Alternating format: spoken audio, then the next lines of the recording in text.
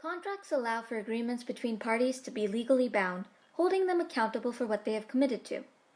However, some contracts have the intent to deceive and create imbalances within power, causing harm and disarray. So, what happens when contracts agree with the law but can be considered to be morally corrupt?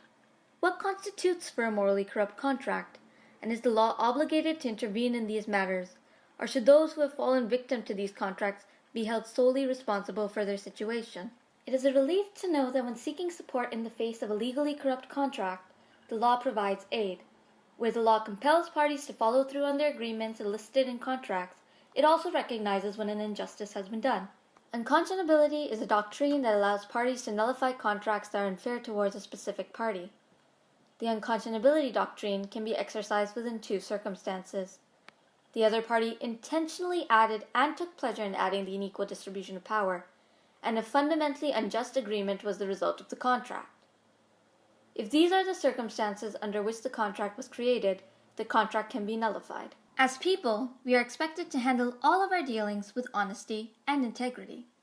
The good faith principle enforces this idea within contracts, impacting the unconscionability doctrine through stating that all contracts must ensure that they adhere to the three following rules. They must perform their agreements with honesty.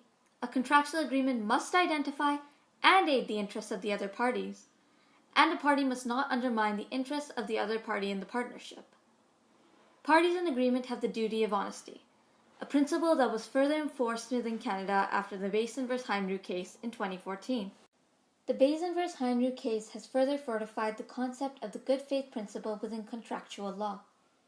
The case centered around Mr. Bazin, a director within the Canadian American Financial Corp., also known as Can-Am.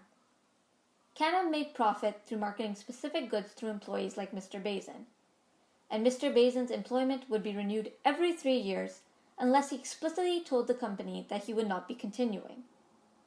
During this time, Mr. Heinrich was also appointed as the provincial trade officer, a role which requires the individual to examine the security law compliance of directors within the company. Mr. Heinrich had also formally approached Mr. Bazin with the hope that the two men would merge their own two separate businesses.